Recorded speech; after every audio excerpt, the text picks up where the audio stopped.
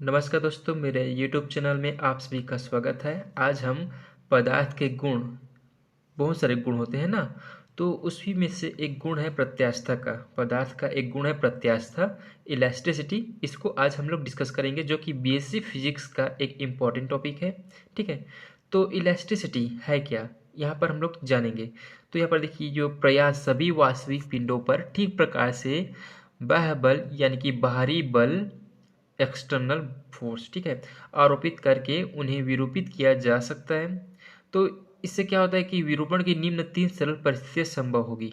ठीक है, जिनमें से पहला है, यदि ऊपरी सिरे पर दृढ़ आधार से बंधे तार के निचले सिरे पर भार लटकाकर उसे खींचा जाता है तो तार की लंबाई में वृद्धि होती है। इसे इस प्रकार समझ सकते हैं, ये कोई तार है, ठीक है, ये कोई तार है और ये ऊपरी सिरा बंधा हुआ है, ये तार, ठीक है। अब इस तार के निचले सिरे पर क्या करेंगे, एक भारी वजन का कुछ लटकाएंगे, है ना, भारी भार देंगे, यहाँ पर कुछ वजन यहाँ पर लटकाएंगे।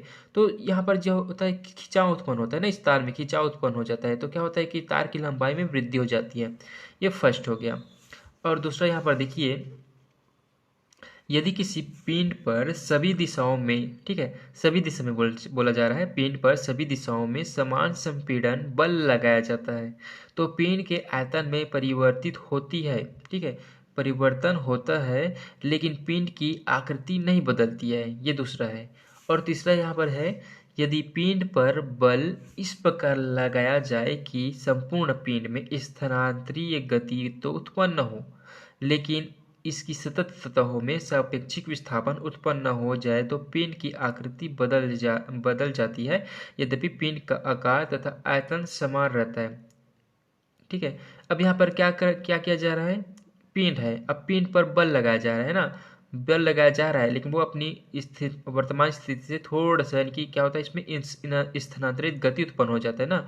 यानी कि कोई पिंड है, इस पर क्या लगा रहे हैं, कोई बल लगा रहे हैं, तो ये अपनी वर्तमान जो स्थिति है ना, ये थोड़ा सा ये गति उत्पन्न होता है, इसमें वर्तमान स्थिति से स्थानांतरित गति तो उत्पन्न हो जाता है, लेकिन इसकी सतह जो है इसकी सतत सतहों में सापेक्षिक विस्थापन उत्पन्न हो जाता है, तो पिंड की आकृति तो बदल जाती है ना, लेकिन उसका जो आकार होता है, पिंड की आकार और आयतन, वो समान ही रहता है।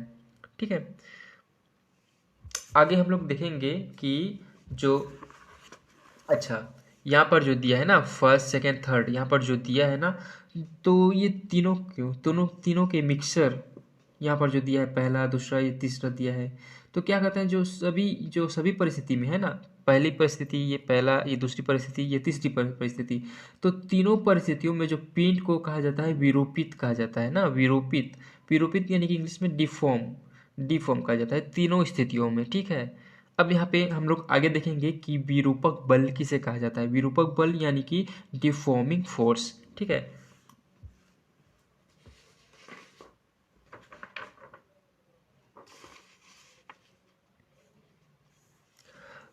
तो यहाँ पर देखिए, विरूपक बल के लिए जब किसी वस्तु पर बाह्य बल लगाया जाता है ना, बाह्य बल यानी कि एक्सटर्नल फोर्स, है ना, एक्सटर्नल फोर्स लगाया जाता है यानी कि बाहरी बल, तो उसकी जो लंबाई और आयतन अथवा आकृति ना, लंबाई, आयतन अथवा आकृति में कुछ परिवर्तन हो जाता है, तो इस एक्सटर्नल फोर्स को जो विरूपक बल कहा जाता है। ठीक है, यानी कि डिफॉर्मिंग फोर्स कहा जाता है। बड़ा बल लगा रहे हैं, भारी बल लगा रहे हैं वस्तु पर, तो उसकी लंबाई, आयतन और आकृति में परिवर्तन हो रहा है, कुछ परिवर्तन हो रहा है, तो इससे इस बड़ा बल को विरूपक बल कहा जाता है। अब यहाँ पर प्रत्यास्थ वस्तु यानी कि इलास्टिक बॉडीज किसे कहा जाता है, वे वस्तुएं जिन पर बल लगाने से उसकी आयतन, लंबाई अथवा आकृति में परिवर्तन हो जाता है तथा बल हटने पर वह परिवर्तित स्वतः ही समाप्त हो जाता है ना, बल हटने पर यह परिवर्तन स्वतः ही समाप्त हो जाता है और वस्तु पूर्ण रूप से अपनी पूर्व अवस्था में आ जाता है, इसे प्रत्यास्थ वस्तु कहलाती है।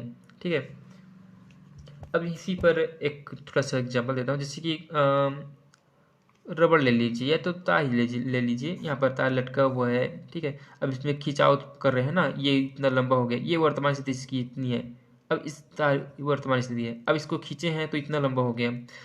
ठीक है, इसमें क्या हो रहा है, आयतन, लंबाई अथवा आकृति में परिवर्तन हो रहा है। ठीक है, परिवर्तन हो रहा है। अब ये जो हम लोग बल लगा करके यहाँ पर इसको खींच रहे हैं तार को, अब इसको छोड़ देते हैं, छोड़ देते हैं तो क्या होता है कि वे अपनी वर्तमान स्थिति में आ जाता है, इतना है ना, जो वर्तमान स्थिति है इतना आ जाता है।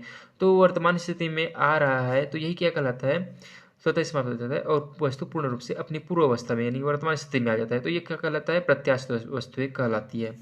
उदाहरण के लिए ये क्वार्टज, क्वार्टज एग्जाम्पल में आता है, ये प्रत्यास्थ वस्तु की, ठीक है।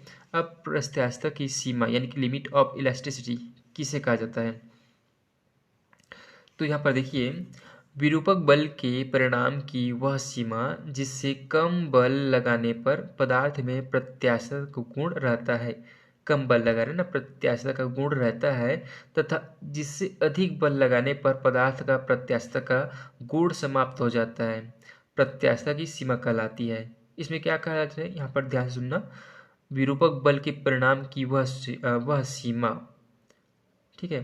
विरूपक बल क्या होता है कि हम किसी वस्तु पर बल लगा रहे हैं तो उसकी आयतन, लंबाई और आकृति में परिवर्तन हो रहा है, तो इस बल को विरूपक बल कहा जाता है ना, ठीक है। तो विरूपक बल के परिणाम की वह सीमा जिससे कम बल लगाने पर पदार्थ में प्रत्यास्थता का गुण रहता है, ठीक है, प्रत्यास्थता का गुण रहता है, तथा जिससे अधिक बल लगाने पर, उससे अधिक बल लगा रहे हैं ना, अब बल और लगा रहे हैं अधिक बल पर पदार्थ का प्रत्यास्थता का गुण समाप्त हो जाता है, तो प्रत्यास्थता की सीमा कहलाती है, एक लिमिट होती है ना ये।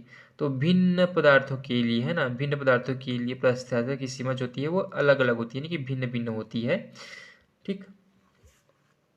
अब यहाँ पर देखते हैं कि प्लास्टिक वस्तुएं किससे कहा जाता है, यानी कि प्लास्टिक बॉडीज।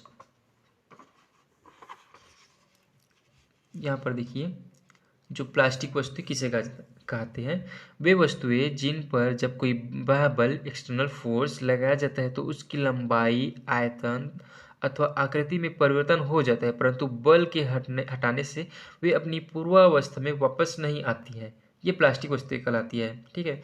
कोई वस्तु है उसको हम लोग खींच रहे हैं, है ना, ये वर्तमान स्थिति है, अब उसको हम बल लगाकर खींच रहे हैं, अब छोड़ रहे हैं ना, बल को भी छोड़ दिए, अब ये अपनी पूर्व अवस्था में नहीं आ रहा है ना, या इसकी लंबाई और जो आकृति आयतन है वो बदल रहा, परिवर्तन हो गया है, ये अपनी वर्तमान स्थिति में नहीं आ रही, तो ये क्या कहलाता है, ये प्लास्टिक वस्तुएं कहलाता है, ठीक।